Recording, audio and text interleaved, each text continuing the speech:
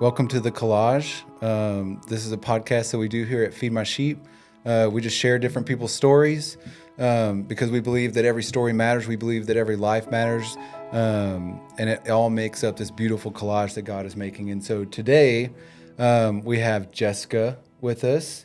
We met Jessica. She came with Texas A&M University, Central Texas.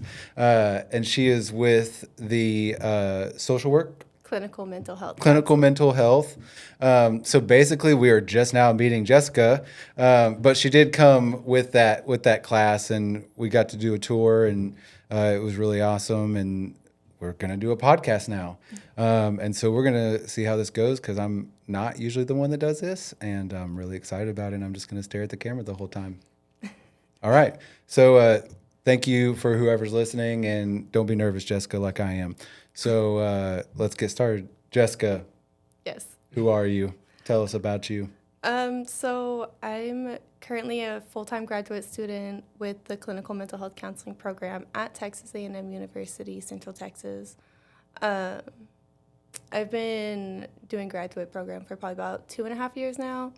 And I'm supposed to be graduating here in December. So it's something I'm looking forward to, and I'm working on getting prepared for my licensing exams at the moment. But, this past couple of months, I started working as an intern at Cedar Crest to help get me the steps that I need to become a licensed counselor. Could you tell people real quick what Cedar Crest is for those that may not know? Yeah, so Cedar Crest is a residential treatment center and hospital for mental health. For the residentials, we have ages 12 through 17. We have both boys and girls. And then we have our acute unit that we have for the adults, and we have an acute unit for the children as well. For the acute unit, they're normally only there for like 30 days. If it's residential, they're there for anywhere from 30 days to, I think the longest we've had someone stay with us was like 2 years. Okay. And for us, how do you say it? Not smart people. Could you explain the different, like what is an acute, like what would someone stay there for an acute stay? So for acute, it's more of like your high risk level people, like the ones who are presenting with like suicidal risk, homicidal risk more, and like the ones who really struggle with like aggression and stuff like that are typically more in an acute setting. That way they have more like hands-on one-to-one observations. Cool. So let me ask you this question, because a lot of people, that seems like it would be kind of a scary or uncomfortable place to work. Not, lots of fears, lots of things could go wrong. One, what made you like want to be a part of this? And then two, why are you not afraid to be there? So what really made me want to become a part of this was my own like upbringing and childhood, like experiences I went through as like a kid and a teenager. That was like a really rough time in my life, and it came down to like I wanted to be the support for kids that are going through like trauma, domestic violence, abuse, different scenarios like that, to be that voice and advocate for those kids. And be someone that I didn't have for them. Yeah, that's you get to we get to see a lot of that here as well. Mm-hmm. And there's a lot of people that are like, you look on the outside and you see these people that you might have kids that are acting out, or you may have kids that have certain behaviors. You have adults that have certain behaviors, and on the outside you're like, man, it's like, why does this person act in this way? Mm-hmm. But you don't know the story behind everything. You don't know why they're doing that. And so it is important to realize that, one of the things we say here is that we see people, not problems. Mm-hmm. And I think I would probably say that you do the same thing with people. you don't necessarily see the problems on the outside, but you see the person behind it. And I think that's really important for people to realize is that whatever situation people find themselves in, it wasn't necessarily, it's not because they're a bad person. It's not because they're doing this to be, on purpose. Like there's so many reasons. There's so much that makes up a person. And so I think that's a really important thing for people to know. And so you said that, part of your growing up kind of made you want to be a voice for other people.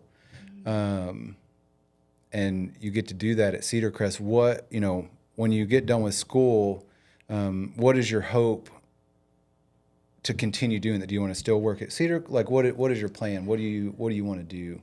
Yeah, so I do plan on staying at Cedar Crest at least for like a period of time. But I really do want to specialize in trauma and abuse, especially with adolescents, and start working on becoming like specialized in that.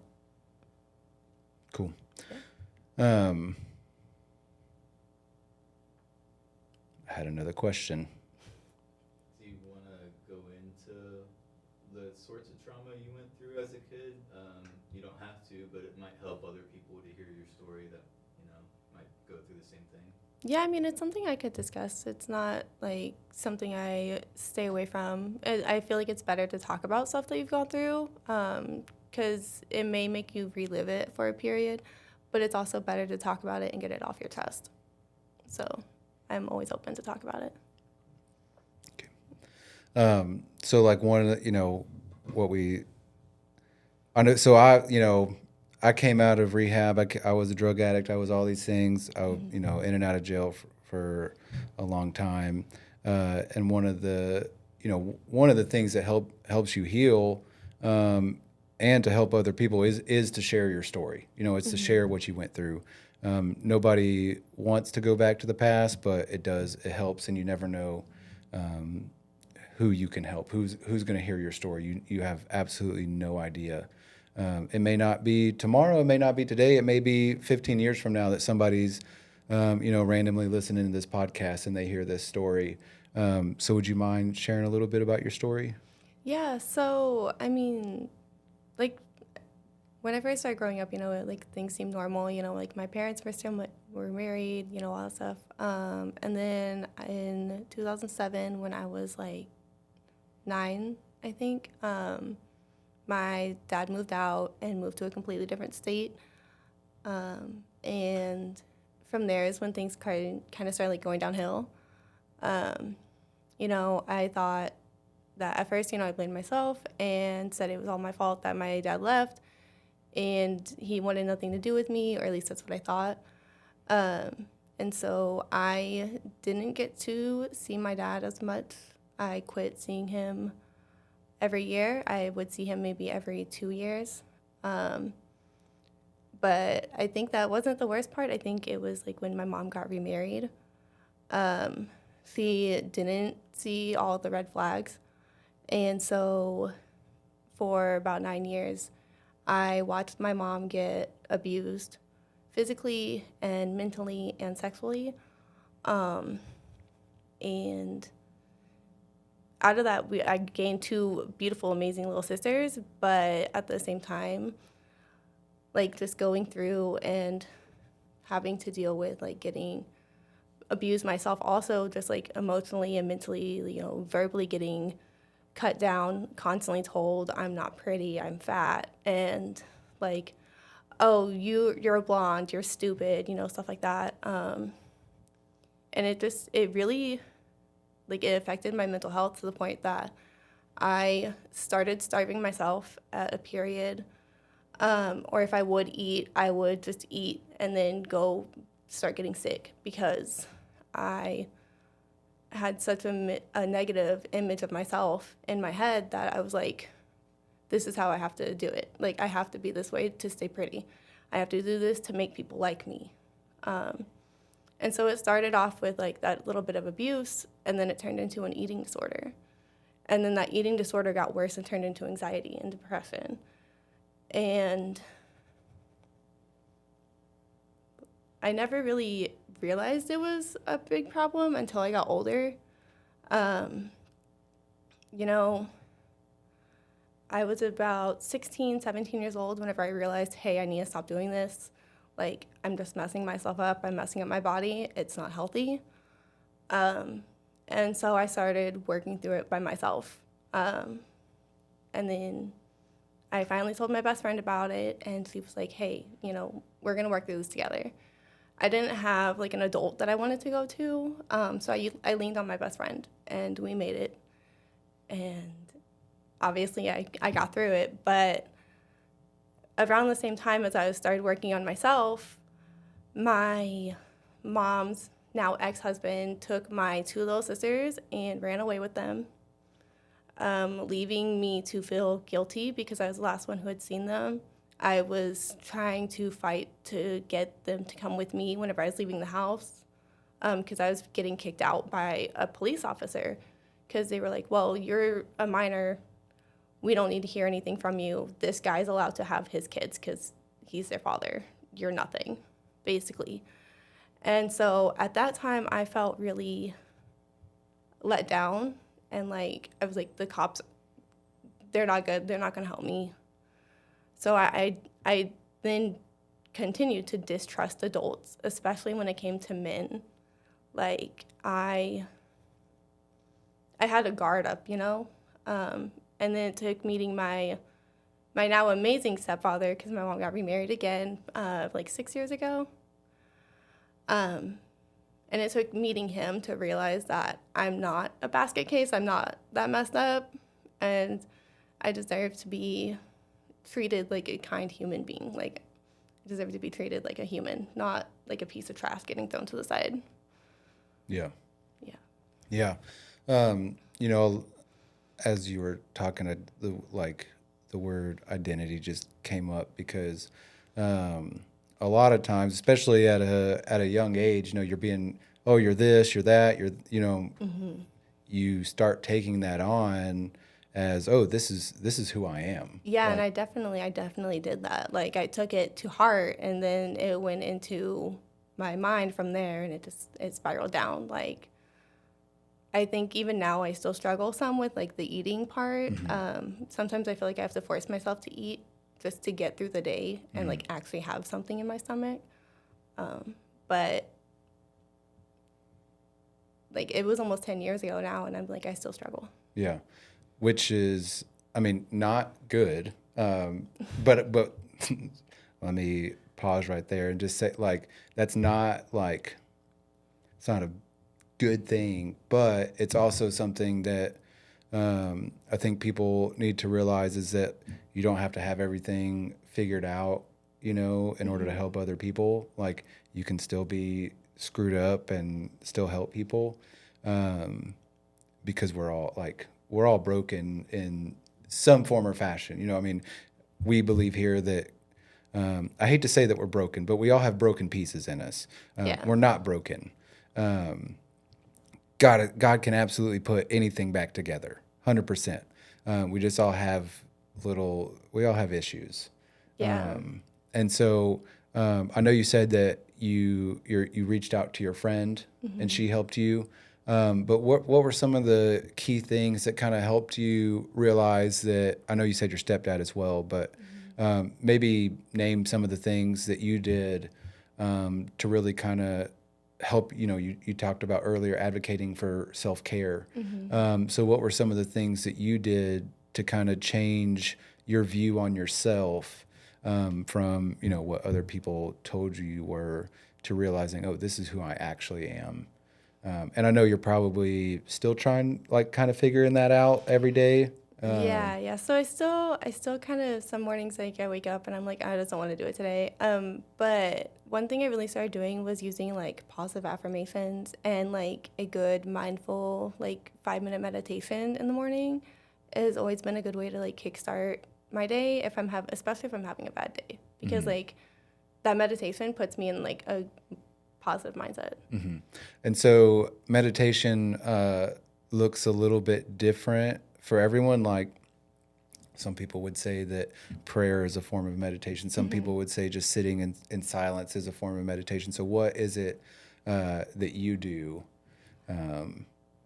So I typically will follow like a guided meditation video, but it's really just like focusing on like your breathing, clearing your mind, and staying like present in the moment, like really grounding yourself to like what's happening. That way you're aware, and like sometimes you may need it to use it like throughout the day, but like you don't have to use a meditation. You can use other techniques for that too. Sure.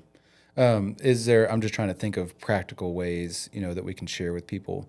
Is there YouTube videos that you watch, or is there an app that you have, or? Yeah, so I use they're called the Honest Guys. They're on YouTube, they're on Spotify, they're on Apple Music, basically anywhere you can listen to music, you can find the Honest Guys meditation. You can also just Google like guided meditation videos and find YouTube videos on there too. Cool. Nice. And so now that you've been, you've got a little time behind you from moving on from these things. What is I know you do like, what am I trying to ask here? What am I trying to ask, Bobby? I don't know either.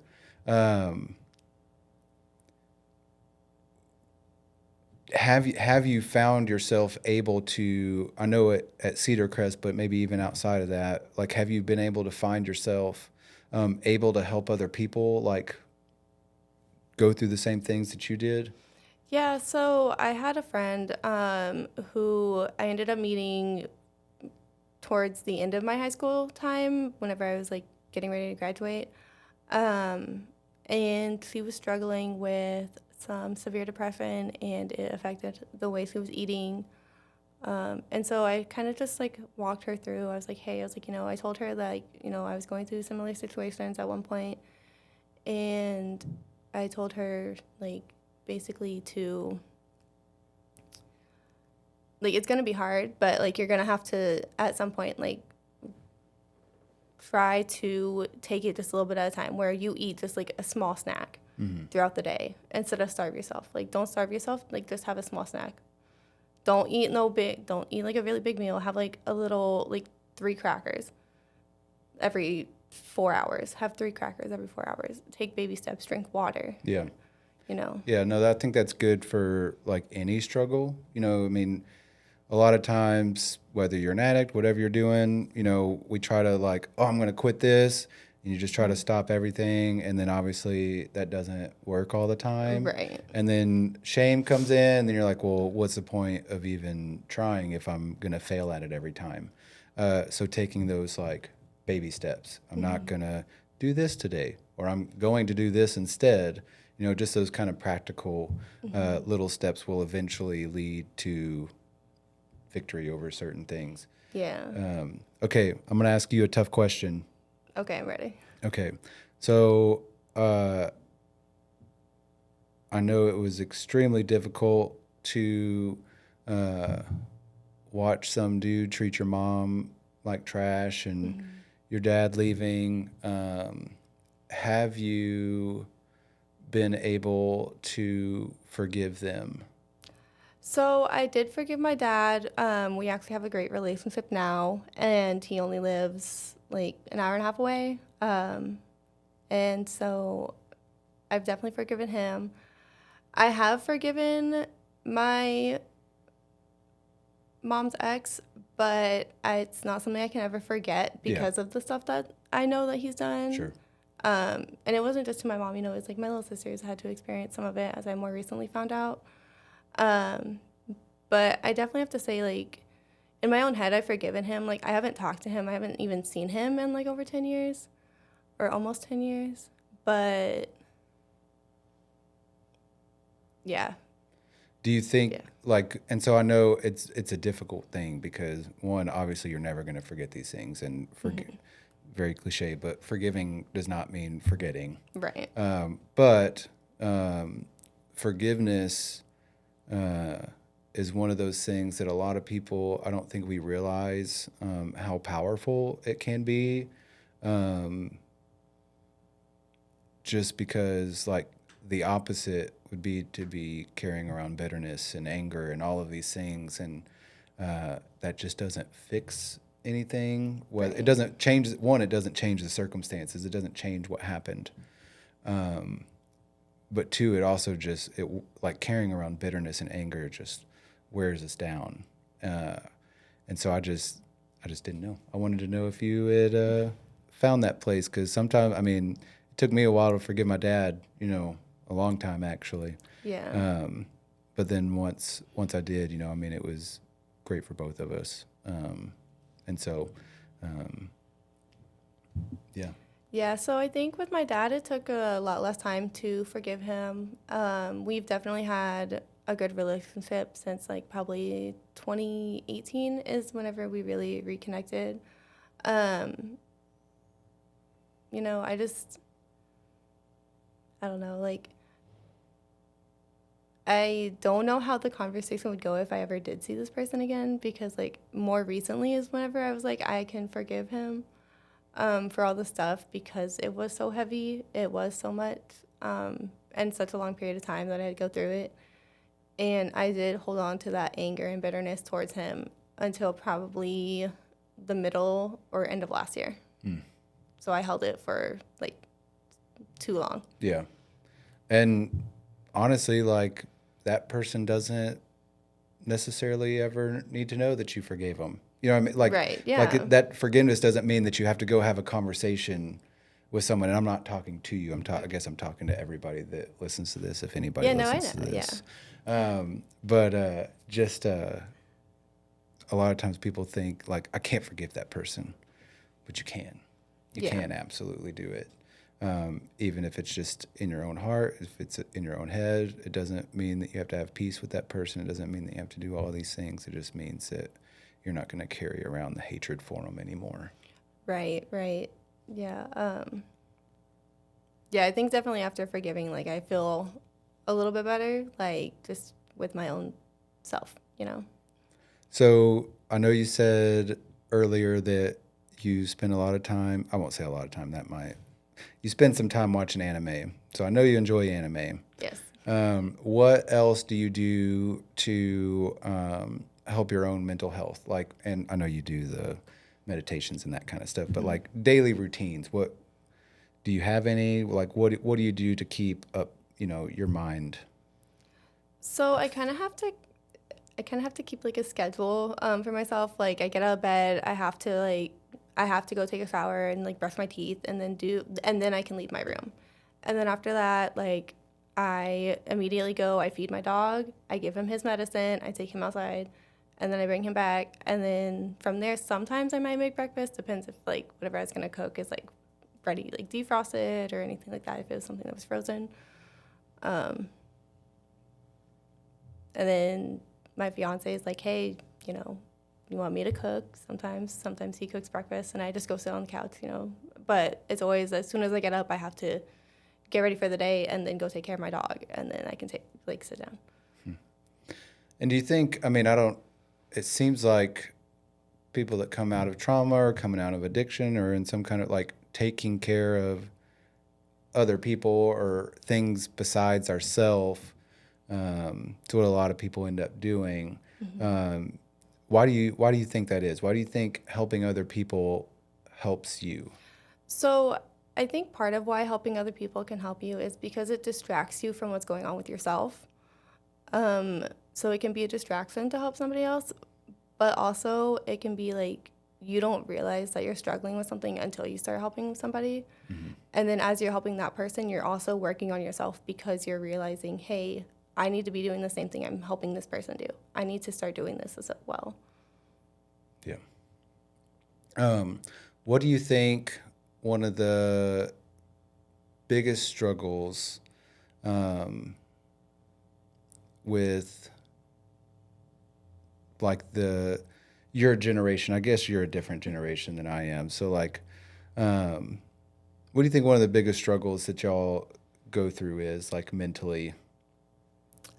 Social media. Social I really media. think social media, the influence of it, like seeing, all these people on like Instagram or TikTok, like that have like this nice house, or like it looks like they live this like luxurious life, or they're super skinny, or like all this type of stuff that it's like it's not real. Like some of it may be real, but like you don't know. Like this person could be putting up a front saying, "Hey, this is all mine," and it's like they're at an Airbnb for the weekend, Right. kind of thing. Yeah, no, I'm like comparison. Comparison is, I think that gets everybody, any age group, me too. Not as much anymore. So, crap, what was I going to say, Bobby? Oh, me neither. We already talked about the future, what you want to do. Yeah. Yes. She said like work with adolescents, right? Mm-hmm. Yeah, I really want to work with the adolescents, especially those who've gone through like the trauma and abuse. Yeah. If you could tell your younger self anything, what would you tell her? Okay, that one's a rough one. I would honestly have to tell her to keep her head up, because right now it's a little stormy and cloudy, but the blue skies are waiting. It's gonna come. You may have to swim a little bit before you can get to the shore, but it's gonna get better. You're gonna get there. Yeah, I think that's what I'd have to say. Okay. And if you could tell, I always like this question. Your last thought, if you had the opportunity, you knew you were going to die. Unfortunately, we're all going to die. Right. You knew you were going to die, and you had one thing to tell the world. What would it be? One thing to tell the world.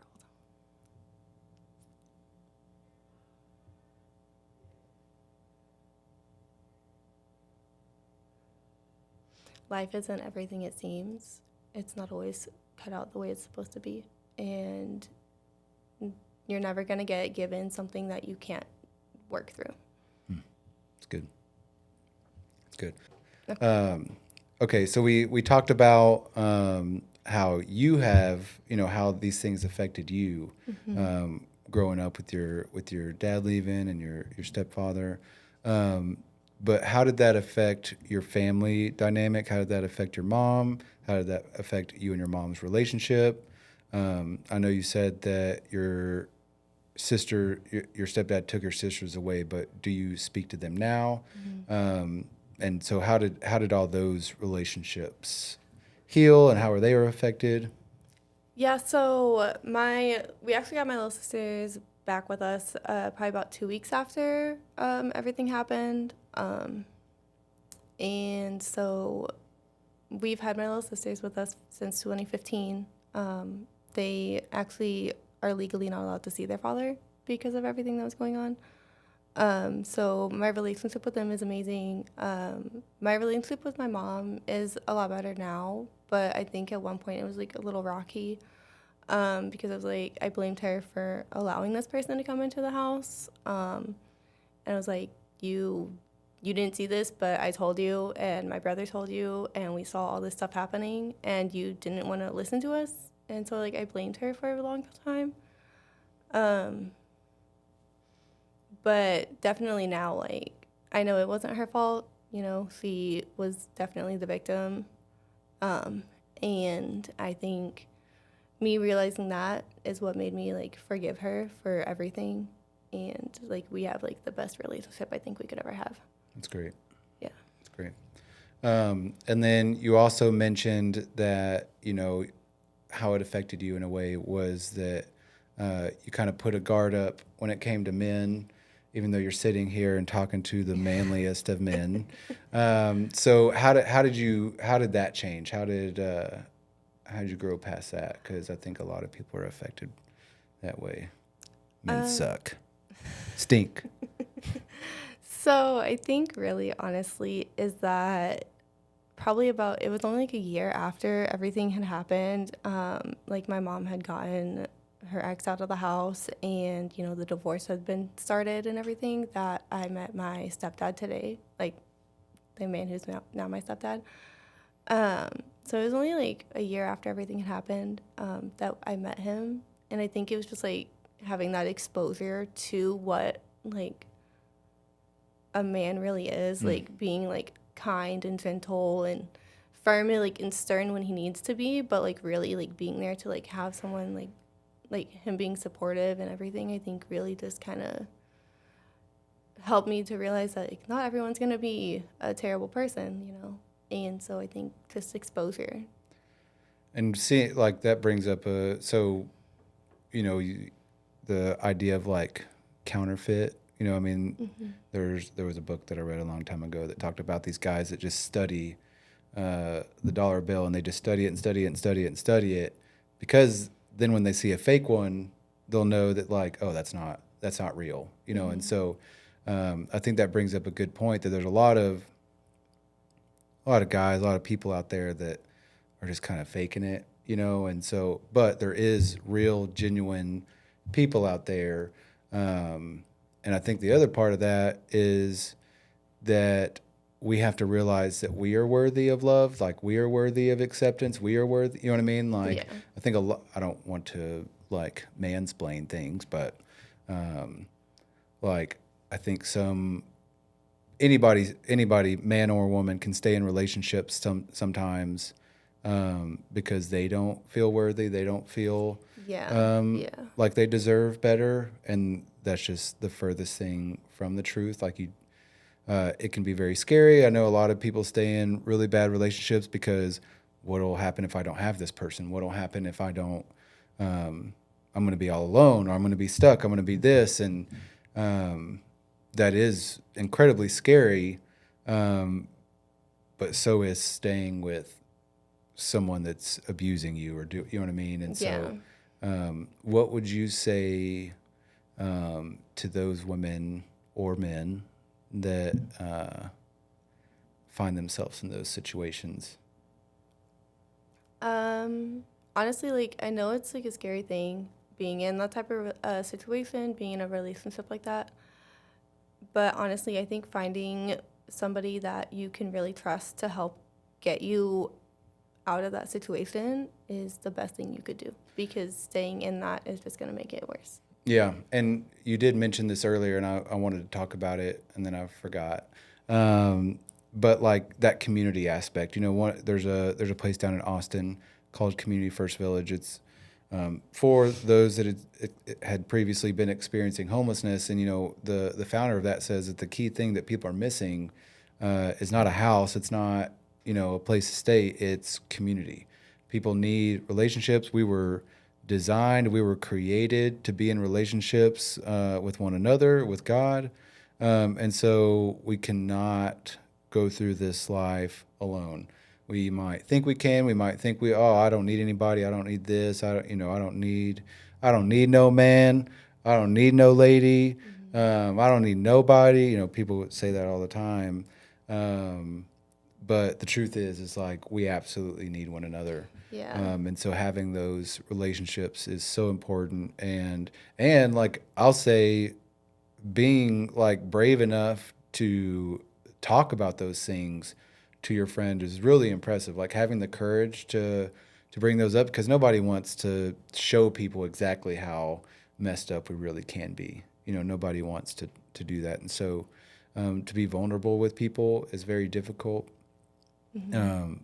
But it's 100% necessary. Would you agree? I do agree. I think that even if it's like, even if you think you don't need anyone, I think everybody needs to have at least one person that they can be vulnerable with. Whether it's just like that one person is the only person they talk to in their life, having that one person there to be vulnerable to can miraculously change how you see things. And as cool as they are, dogs do not count as that person that you can be vulnerable with. Correct. Right. But Or also, cats. Or cats. Or just no animals in general. Right. Yes. You should have at least one human in your circle to help keep you Yeah. like supported. what? So I know you mentioned earlier that there's the suicide hotline, but what if someone finds themselves and they just say, "Man, I don't feel like I have anybody in my life." What would you say to that person? I would tell them they're not alone. Like if they're talking to me specifically, I would tell them they're not alone, that there are multiple people going through the same types of experiences, whether they realize that or not. And I would give them resources to support groups that are specifically to their problem area. If like they're struggling with anxiety and they don't think that anyone else has anxiety, I would give them a support group. Say, hey, you're not by yourself. There are these people that have anxiety. Like, here's a support group. And same thing with like suicide, any type of suicidal ideation. I would be like, one, we're gonna talk about it first, and then like here's the stuff, like here's some resources, here's some support groups, to help them realize that they're not alone. Good. And now's the time that we're going to take a little break and we're going to talk about the Sunrise Center here at Feed My Sheep, because the Sunrise Center is a great place to find connection, to find community, and to find hope.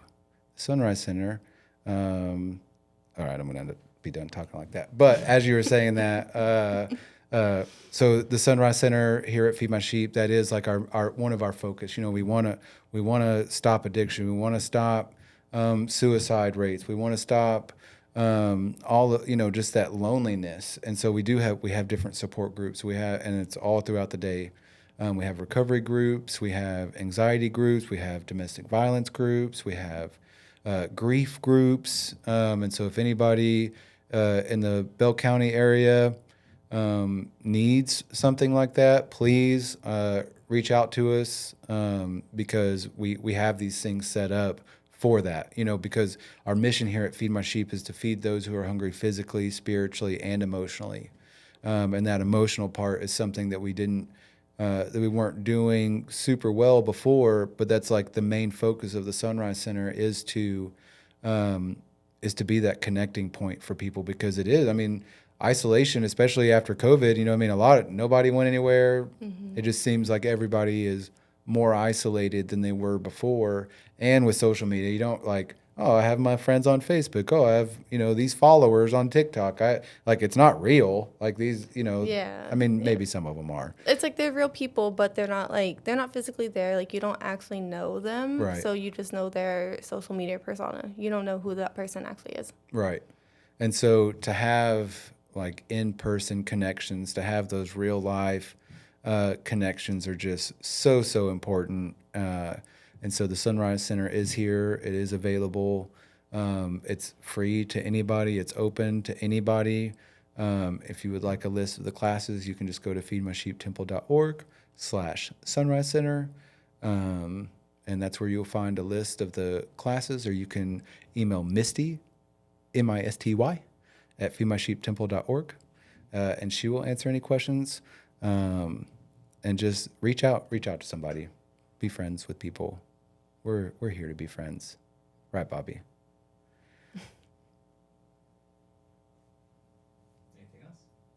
Anything else? What's your favorite book?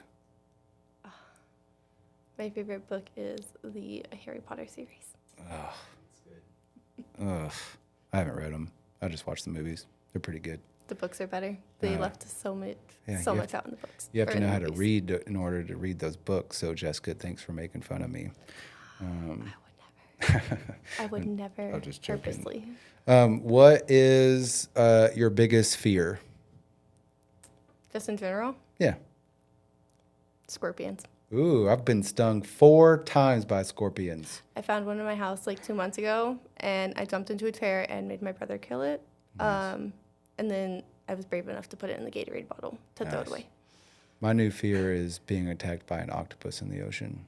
At first it was shark attacks, but then I realized that octopi can also attack you. I think it's more likely to get attacked by an octopus than a shark. Yeah, that's terrifying. Sharks don't just attack also, you. to have all of my teeth fall out at the same time. I think I'm afraid of that too. That sounds like it's a nightmare. Yeah, wouldn't it be like crazy? Like all of a sudden your teeth just started falling out? Like all at once? It'd be okay maybe if like one at a time here and there, but like all of them at once, that'd be terrifying. What is your favorite anime and why? Uh,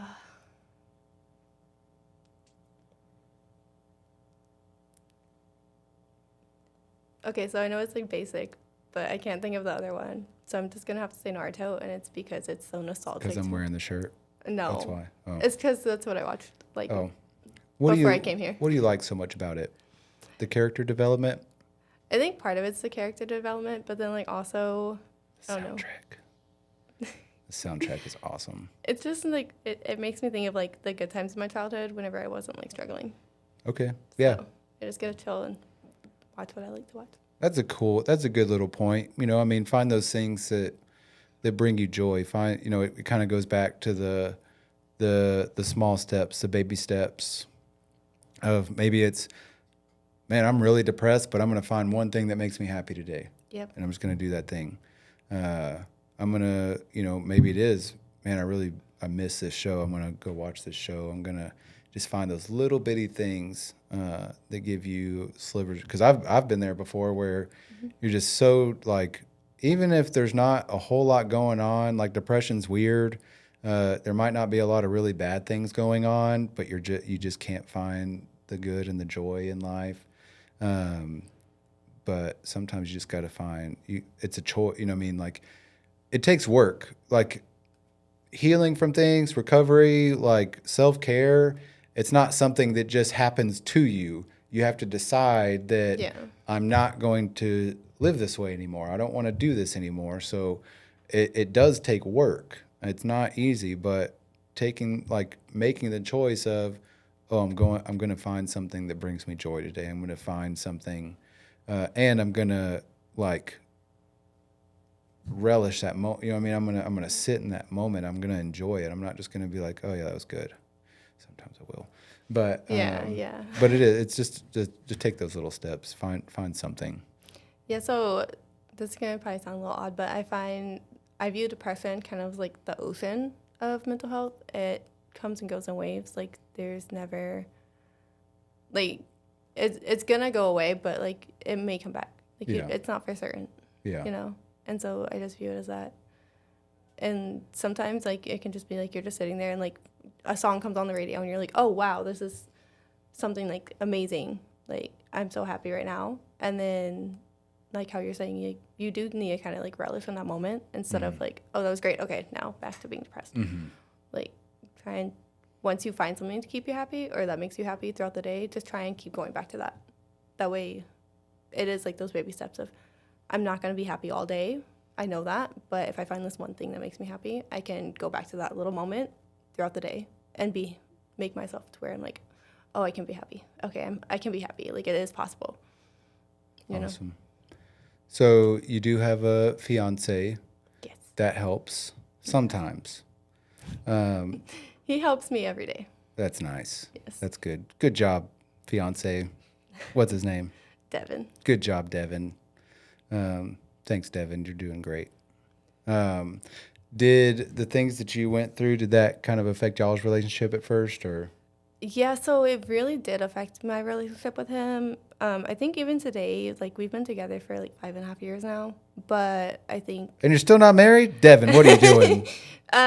So it comes down to, I told him that we're not getting married till I'm out of school. Okay. So Jessica, how dare you?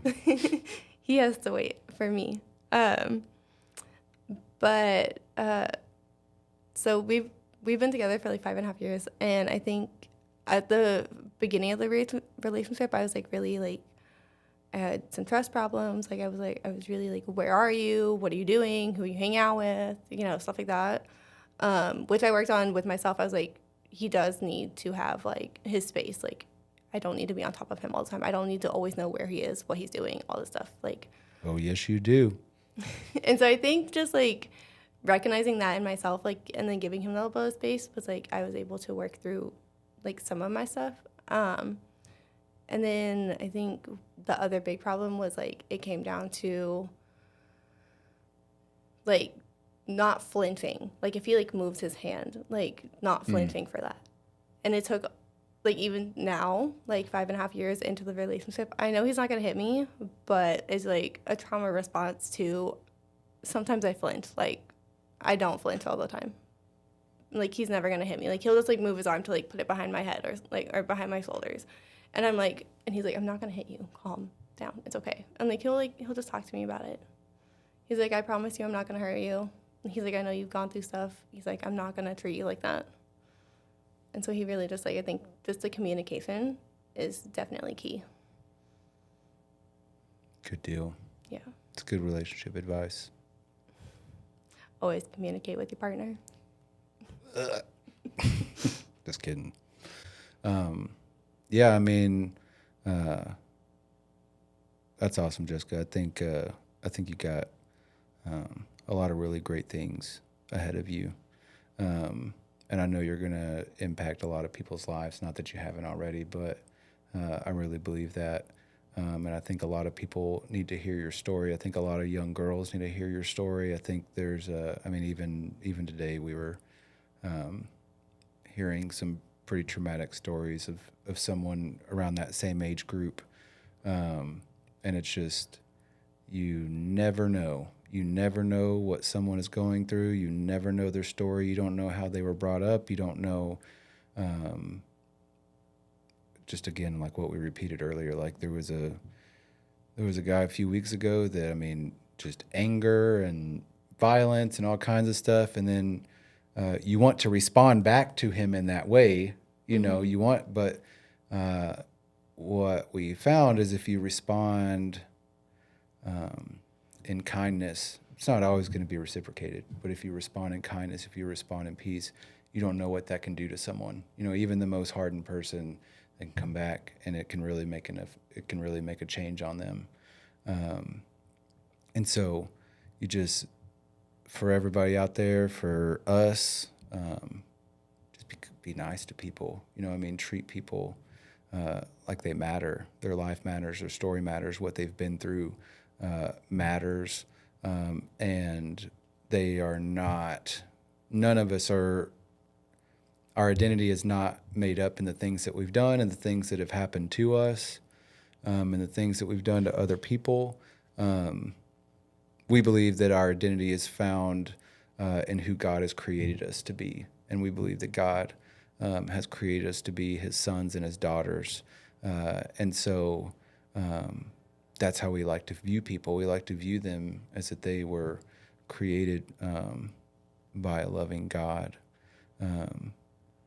And so just be nice to people, be kind to them, take time to listen to their story.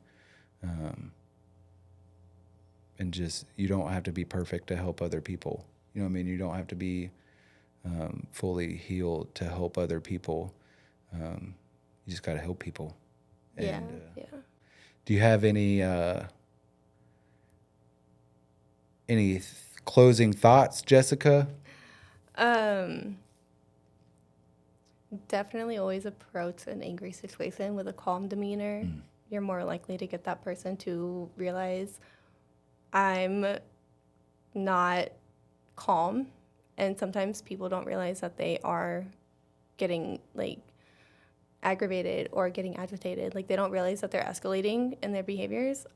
So anytime anyone's like escalated in any type of way, I say stay calm when you enter that situation. Do not try to respond back to them in the same way. It does not go the way you think it will. Do you know of any resources for just the general public? Like if they want to learn more about mental health, or if they want to learn more about how to help people like de-escalate and those kind of things, do you have any recommendations for people? So one thing you can do is if you really want to learn more about just like the different types of psychological disorders, is there's psychologytoday.com. You can go on there and you can find almost anything. They have a lot of articles and stuff that you can read. You can like do research on.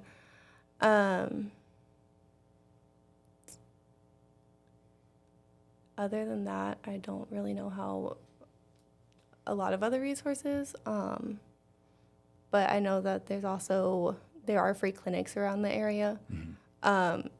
You can always go into one of those, especially if you're struggling, and they're going to try and help you the best they can. Yeah, that's good. So like if someone is feeling suicidal, if someone is feeling like they need help for Cedar Crest in particular, what is the best way to go about getting there? So to get into Cedar Crest, you can call. You can honestly, you can go to any ER. You can say, hey, I think I need to be admitted into. Like you can voluntarily admit yourself. I think you can walk in the front door at Cedar Crest and say, I need to voluntarily admit myself. Can you give us directions from here? I'm just joking. I was like, from here you hit 35 and you go down, and it's like right in Belton. Yeah.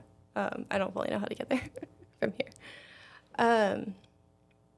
But then also, like, if it's like really like you need help instantly, there's also the Suicide and Crisis Lifeline. It's 988. You just call that number, and whoever answers, they can talk to you. They can, like, they're there just to like talk to you, to get you help if you need, like, seriously need help, like emergency vehicle, like something like that. They can call 911 for you. They can help de-escalate. They can get you almost anything that you need. That's awesome. Yeah. Well, Jessica, thanks for coming today. Of course. Thank you for having me, Casey. And to everyone listening, thank y'all for listening. If you are listening, I know you're listening. That was my wink, kind of. But Jessica, I'm sure we'll see each other again. We work with a lot of the same people, and I'm really proud of you. I'm proud of like all that you've come from and all the work that you're continuing to do, and the fact that you didn't give up. Thank you. Is really awesome. So I just hope you know that you should be proud of yourself as well. And it's okay to be proud of yourself. Yes, that's something I've learned in the past 2 years, is being proud of myself is okay. Thank you for coming to the collage. The end. That's how you want to end it. You can go if you would. So also, every once in a while we will put on a mental health first aid class, how to de-escalate situations. We've got people that come in, and so just follow us on social media, even though we talked about how negative social media is. You can follow us on Instagram and Facebook. It is Feed My Sheep Temple. And then just for more information about Feed My Sheep and the collage, you can go to feedmysheeptemple.org. And it just tells all about what we do. And we would love to have you here, seeing what's going on at Feed My Sheep, seeing what, just the people that are here. There's so many people here. There's so many stories here that we need more people to interject into those stories, because every single person is able to help other people differently. Bobby can help people that I can't. Jessica can help people that Bobby can't, and I can't really help anybody. But no, we'd love to have you here, and we will see you next time.